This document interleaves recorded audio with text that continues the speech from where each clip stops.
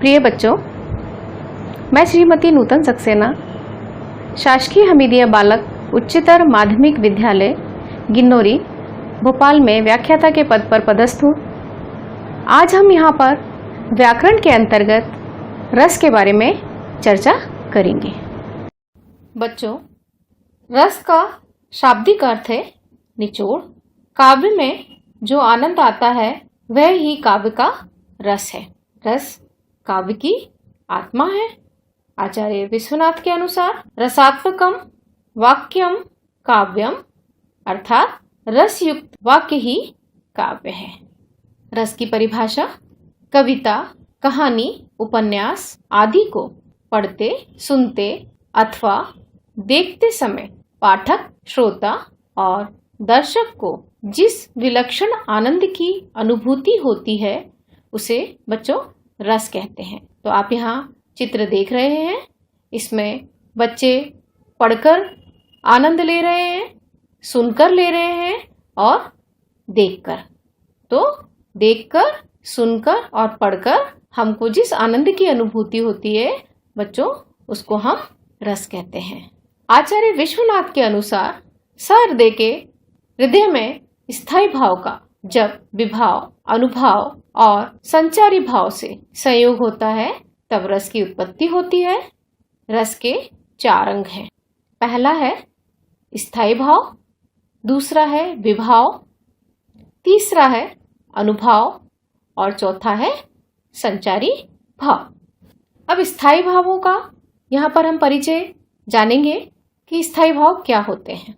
सहृदय के हृदय में जो भाव स्थायी रूप में विद्यमान रहते हैं उन्हें स्थायी भाव कहते हैं। ये भाव सुप्त अवस्था में रहते हैं और अनुकूल परिस्थितियां पाकर जाग जाते हैं।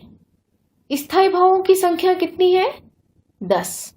10 रस हैं और 10 ही स्थायी भाव हैं। प्रत्येक रस का एक स्थायी भाव है। इनकी संख्या 10 है। श्रृंगार, श्रृंगार का स्थायी भाव क्या है बच्चों? रति है। हास्य, हास्य का हास है। करुण, करुण का शोक है। रौद्र का क्रोध है। वीर रस का उत्साह है। भयानक का स्थायी भाव भय है। बीभत्स का स्थायी भाव जुगुप्सा या घृणा है। अद्भुत का आश्चर्य या विस्मय। शांत का निर्वेद है। और 10वां रस जो है वात्सल्य, उसका स्थायी भाव है संतान प्रेम। वैसे 9 ही रस है हमारे हिंदी साहित्य में, परंतु 10वां रस जो है वात्सल्य रस को माना गया है। विभाव, विभाव क्या है? स्थायी भावों को जागृत करने वाले जो कारक हैं उनको विभाव कहते हैं। पहला है आलंबन और दूसरा है उद्दीपन। आलंबन के भी 2 भेद हैं, आश्रय और विषय। तो आलंबन की परिभाषा को हम यहाँ जानेंगे कि आलंबन क्या है। जिसके प्रति स्थायी भाव जागृत हो उसको हम आलंबन कहते हैं। इसका पहला भेद है आश्रय। जिस व्यक्ति के मन में भाव जागृत हो उसको हम आश्रय कहते हैं। विषय, जिस वस्तु या व्यक्ति के प्रति भाव उत्पन्न हो वो विषय है। उद्दीपन, स्थायी भावों को बढ़ाने या उद्दीप्त करने वाले भाव उद्दीपन कहलाते हैं। अनुभाव, अनुभाव आश्रय की बाहरी चेष्टाओं को अनुभाव कहते हैं। इसी को अंग्रेजी में एक्टिंग भी कहते हैं। जैसे सिंह से भयभीत व्यक्ति का कांपना, चीखना, भागने की चेष्टा करना, ये क्या होता है? अनुभाव के उदाहरण हैं। तो कोई व्यक्ति के सामने यदि शेर आ जाता है तो वे डरकर भागेगा या कांपने लगेगा या चीखने लगेगा या भयभीत होकर गिर जाएगा, बेहोश हो जाएगा। तो जो ये भारी चेष्टाएं हैं उनको हम अनुभाव कहते हैं। अब है संचारी भाव।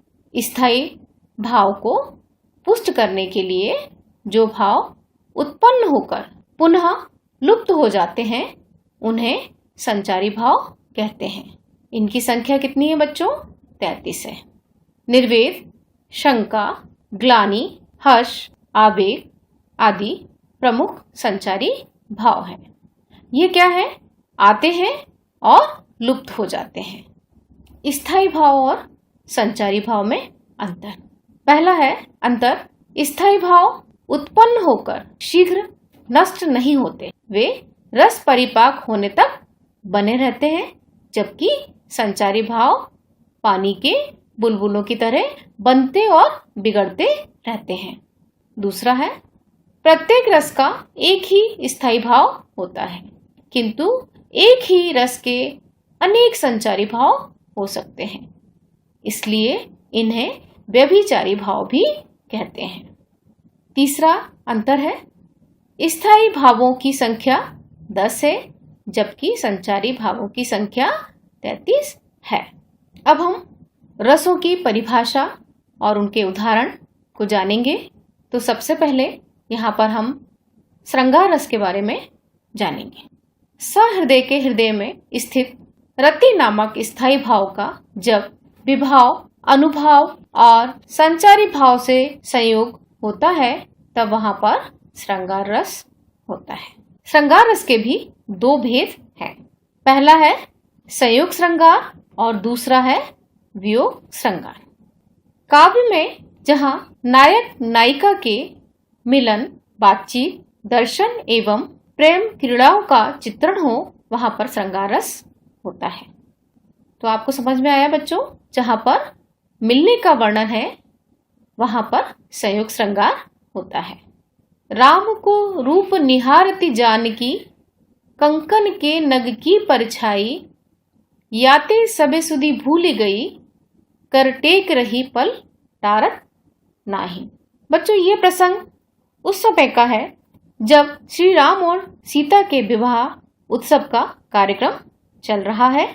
जब अपने हाथ में पहने कंगन की नग की परछाई में सीता जी श्री राम की मनमोहक छवि को देखती हैं, तो वह स्वयं को रोक नहीं पाती और एकटक प्रभु राम की छवि को उस कंगन के नग की परछाई में निहारती रहती हैं, क्योंकि दूल्हे के वेश में श्री राम अत्यंत ही मनमोहक दिख रहे हैं। तो बच्चों, यहाँ पर मिलने का वर्णन है, इसलिए यहाँ पर संयोग श्रृंगार है।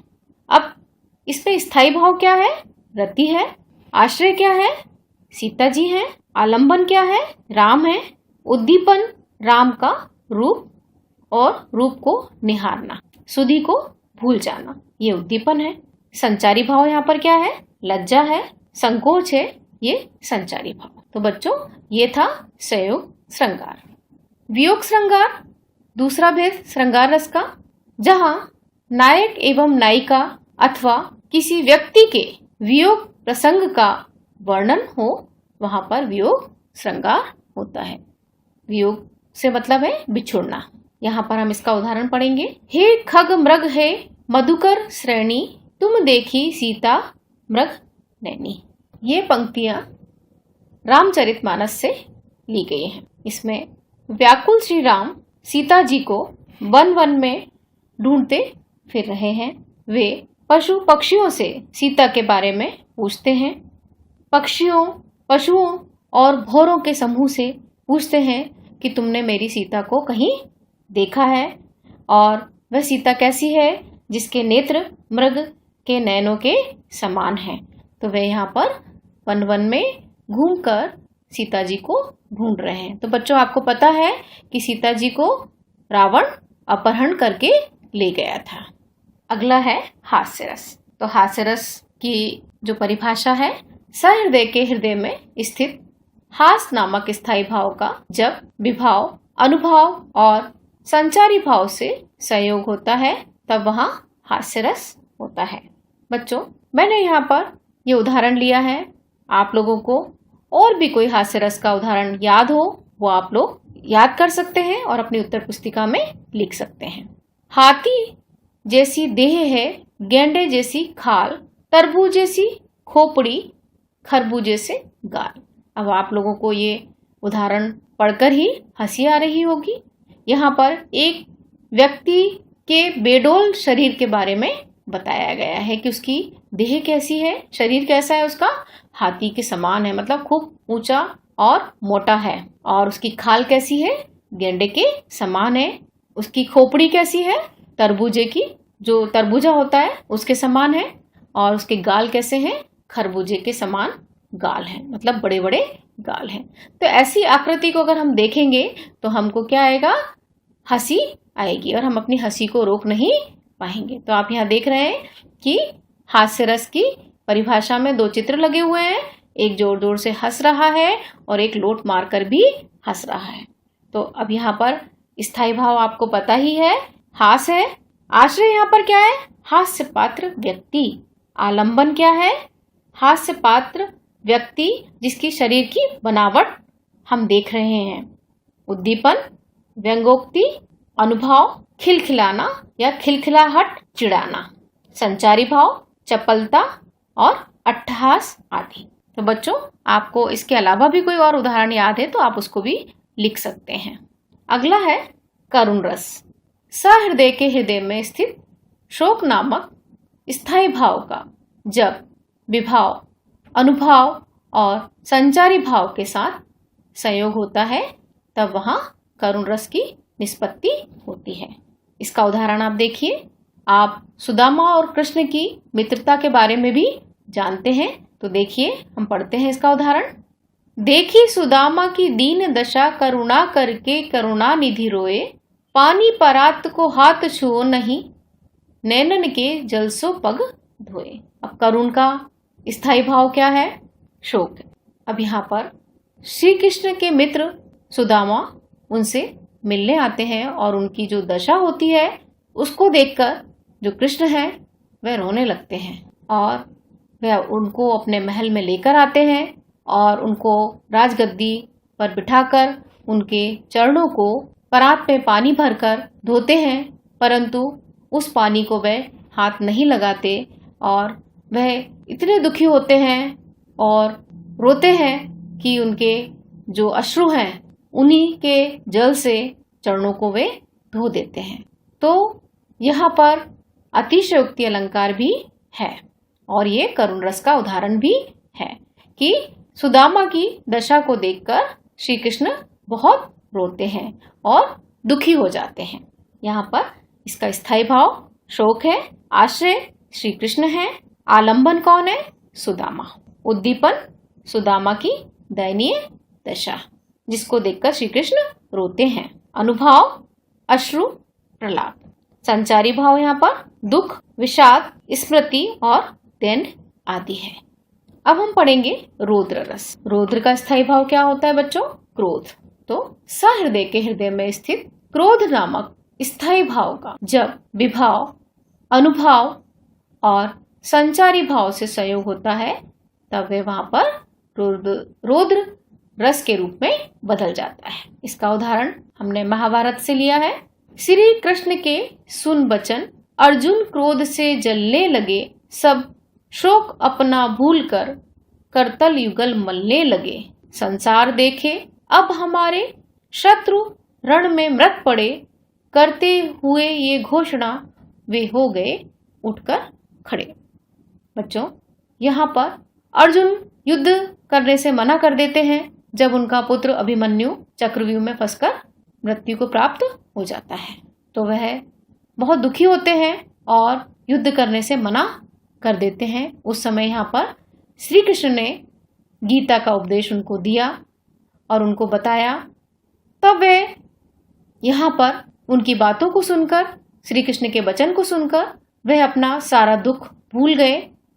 करतल युगल मलने लगे से दोनों अपनी हथेलियों को मलने लगे और अपना सारा दुख भूलकर वे युद्ध भूमि में लड़ने के लिए खड़े हो गए।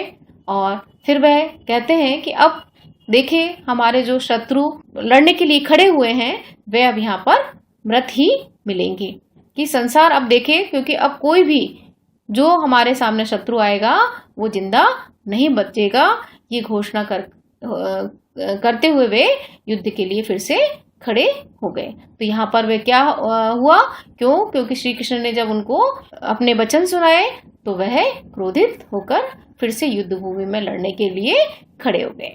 रौद्र रस का स्थायी भाव क्रोध है, आश्रय अर्जुन है, आलंबन शत्रु है, उद्दीपन यहाँ पर श्री कृष्ण के वचन है। अनुभाव क्या है? क्रोधपूर्ण घोषणा। संचारी भाव आवेग, चपलता, श्रम और उग्रता आदि।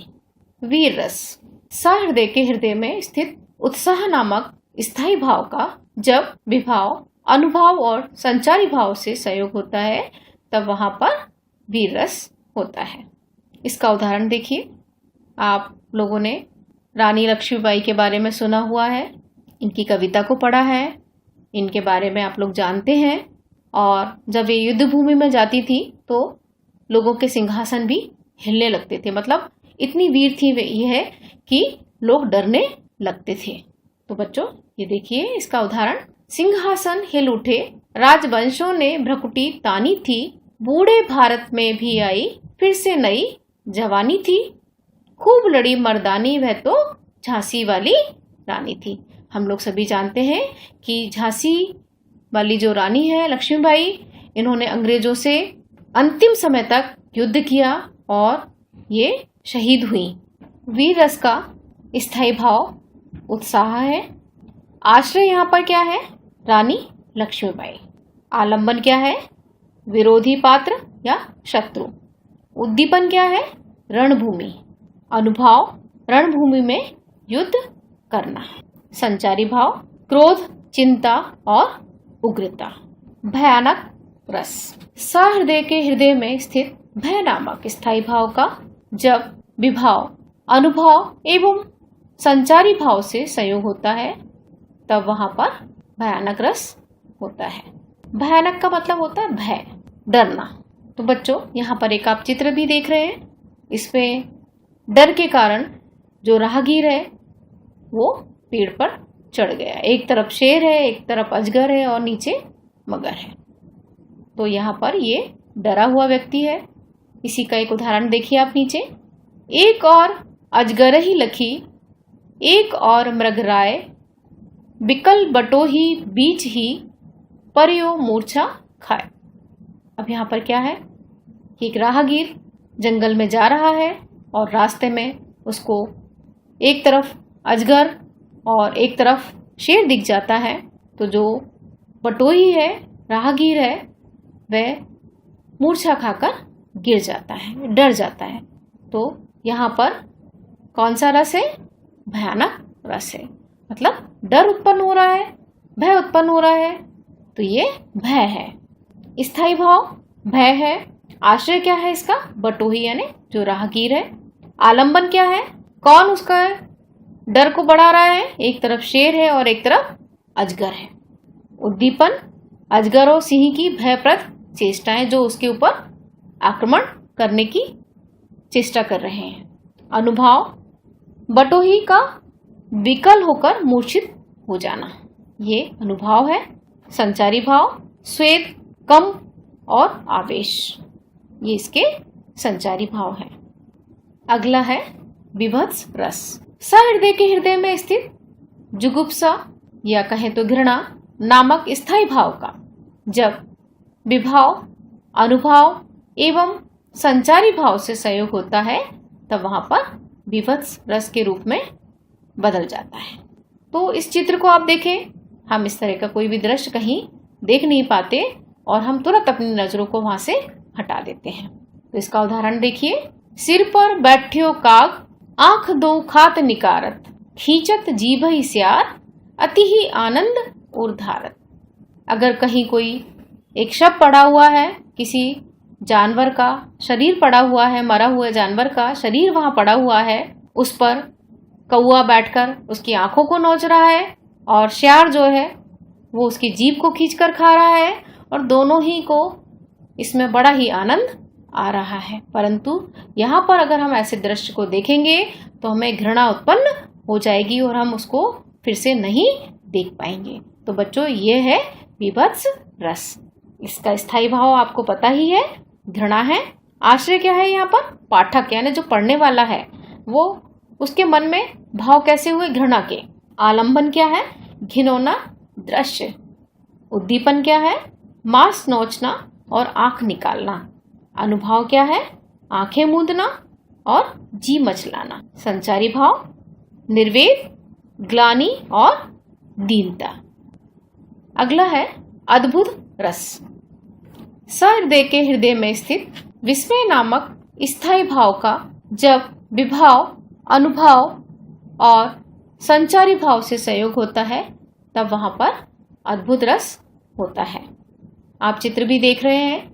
यहाँ पर माता यशोदा श्री कृष्ण के मुख में पूरे विश्व की माया को देखकर अचंभित हो गई हैं। इसका उदाहरण है, देख यशोदा शिशु के मुख में सकल विश्व माया, क्षण भर को वे बनी अचेतन, हिल न सकी कोमल काया। अब यहाँ पर जब श्री कृष्ण छोटे थे उन्होंने मिट्टी खा ली। उनके सखाओं ने माता यशोदा को आकर उनकी शिकायत लगाई कि आपके पुत्र ने मिट्टी खाई है। तब माता उनको बार बार डांटती है कि तुम अपना मुंह खोलकर मुझे दिखाओ। तो श्री कृष्ण नहीं दिखाते। फिर वे उनको बहुत जोर से उनके ऊपर क्रोधित होती है और अपने हाथ में एक साटी यानी डंडी ले लेती है कि अगर अब तुमने अपना मुंह खोलकर नहीं दिखाया तो मैं तुमको बहुत पीटूंगी। तब श्री कृष्ण अपना मुंह खोलते हैं तो माता उनके मुख में पूरे विश्व की माया को देखकर अचंभित हो जाती हैं और क्षण भर के लिए वे अचेतन अवस्था में आ जाती हैं और वे कुछ भी उनको ध्यान नहीं रहता और एक पल वो हिल भी नहीं पाती हैं। तो यहाँ पर क्या हुआ बच्चों? अद्भुत रस है, क्योंकि एक छोटे से बच्चे के मुख में पूरे विश्व की माया को देखकर माँ जो है वो अचंभित हो जाती है। तो ये यहाँ पर अद्भुत रस है। इसका स्थायी भाव है विस्मय। आप सब लोगों को बच्चों सबसे पहले तो पूरा रस के नाम और उनके स्थायी भाव को याद कर लेना है। तो स्थायी भाव क्या है इसका? विस्मय है। आश्रय क्या है? यशोदा माँ। आलंबन क्या है? श्री कृष्ण का मुख। उद्दीपन क्या है? मुख में भुवनों का दिखना। अनुभाव क्या है? नेत्र का विकास, गदगद स्वर। संचारी भाव क्या है? त्रास और दैन आदि। शांत रस। सहृदय के हृदय में स्थित निर्वेद नामक स्थायी भाव का जब विभाव, अनुभव एवं संचारी भाव से संयोग होता है तब वहां पर शांत रस होता है। अब यहाँ पर एक महिला अगरबत्ती लेके ईश्वर का स्मरण कर रही है। इस समय उसके मन में और कोई भी भाव स्थायी रूप से विद्यमान नहीं होगा। उसके हृदय में निर्वेद नामक स्थायी भाव ही जागृत होगा। इसका उदाहरण देखिए, जब मैं था तब हरि नाही, अब हरि है मैं नाही, सब अंधियारा मिट गया जब दीपक देखा माही। अब यहाँ पर ये पंक्तियां कबीर के द्वारा रचित हैं। उनका कहना है कि जब तक यह मानता था कि मैं हूं तब तक मेरे सामने हरि नहीं थे। हरि यानी ईश्वर। जब हरि प्रगटे मेरे हृदय में तो मैं नहीं रहा। अंधेरा और उजाला एक साथ एक ही समय पर कैसे रह सकता है? जब तक मनुष्य में अज्ञान रूपी अंधकार छाया है वह ईश्वर को नहीं पा सकता। अर्थात अहंकार और ईश्वर का साथ साथ रहना नामुमकिन है। यह भावना दूर होते ही वह ईश्वर को पा लेता है। तो स्थायी भाव इसका निर्वेद है। आश्रय क्या है? वैरागी व्यक्ति। आलंबन क्या है? भौतिक सुख का अस्थायी होना, संत समागम। उद्दीपन क्या है? देह की क्षण भंगुरता का ज्ञान। अनुभाव भोग को छोड़ देने की भावना। मतलब व्यक्ति वैरागी हो जाता है और उसे फिर कोई भी भौतिक संसाधन अच्छे नहीं लगते। संचारी भाव धृति, मति, विमर्श और वैराग्य। तो बच्चों ये था शांत रस। अगला है अंतिम वात्सल्य रस। सहृदय के हृदय में स्थित वत्सल नामक स्थायी भाव का जब विभाव, अनुभाव एवं संचारी भाव से संयोग होता है बच्चों तब वहां पर वात्सल्य रस होता है। माता यशोदा अपने बाल कृष्ण को पालने में झुला रही हैं। तो यहाँ पर हम इस चित्र को देखकर यह अनुमान लगाएंगे कि एक माँ अपने पुत्र को प्यार कर रही है। तो इसका उदाहरण देखिए। जसोदा हरि पालने झुलावे, हलरावे दुलरावे मलहावे, जोई सोई कछुगावे, मेरे लाल को आऊ निंदरिया, काहे न आनी सुला। अब यहाँ पर माता यशोदा कृष्ण को पालने में झुला रही हैं और प्यार कर रही हैं और मल रही हैं, जिससे उनके पुत्र को नींद आ जाए। और वह नींद को कह रही हैं कि तुम नींद क्यों नहीं आती, क्यों तुम मेरे पुत्र को आकर सुलाती नहीं हो। तो यहाँ पर कौन सा रस है बच्चों? वात्सल्य रस है। एक माता का अपने पुत्र के प्रति जो प्यार है वह है स्नेह का भाव। तो यहाँ पर इसका स्थायी भाव क्या है? वत्सल है या स्नेह कहें हम। आश्रय यहाँ पर कौन है? यशोदा है। उद्दीपन क्या है? कृष्ण को सुलाना, पलक मूंदना, ये उद्दीपन विभाव है। अनुभाव क्या है? यशोदा की क्रियाएं, जो वे उनको झूला दे रही हैं, उनको थपथपा रही हैं, ये उनकी क्रियाएं हैं। संचारी भाव हर्ष और शंका, ये इसके भाव हैं। तो बच्चों ये था वात्सल्य रस। अब आपको यहाँ पर गृह कार्य के लिए कुछ प्रश्नों को दिया जा रहा है, तो आप इन प्रश्नों को अपनी उत्तर पुस्तिका में नोट करें और इनके उत्तरों को याद करें। तो बच्चों यहाँ पर ये कुछ प्रश्न दिए गए हैं। पहला प्रश्न है, रस के कितने अंग होते हैं? तो आप लोगों को मैंने बताया है, तो आप लोग अपनी किताबों से पुनः इसको पढ़ें और इसका उत्तर लिखें। दूसरा है, संचारी भावों की संख्या कितनी होती है? अब मुझे लगता है कि आपको संचारी भावों की संख्या भी याद हो गई होगी। हास्य रस की परिभाषा उदाहरण सहित लिखिए। चौथा प्रश्न है, करुण रस का स्थायी भाव क्या है? पांचवा प्रश्न है, अनुभाव किसे कहते हैं? छठवां प्रश्न है, स्थायी भाव और संचारी भाव में क्या अंतर है? तो बच्चों आप लोग इन प्रश्नों के उत्तरों को याद करें और सभी रस के उदाहरण जरूर याद करें, क्योंकि परिभाषा लिखने से हमें उसमें पूरे अंक नहीं मिलते, हमें उसका उदाहरण भी लिखना पड़ता है। तो बच्चों आज हमने यहाँ पर रस के बारे में चर्चा की। हमने रस के कई और उदाहरणों को यहाँ पर पढ़ा और समझा। बच्चों आप चाहें तो आपको और भी जो कई उदाहरण आप लोगों ने पहले से याद करके रखे हैं उनको आप याद करके, या अन्य और उदाहरण आपको इसमें से अगर कुछ अच्छे लगे तो उनको याद कीजिए और अपनी उत्तर पुस्तिका में नोट कीजिए। मैं समझती हूँ मेरे द्वारा आज ये पढ़ाया हुआ रस आपको अवश्य समझ में आया होगा। धन्यवाद।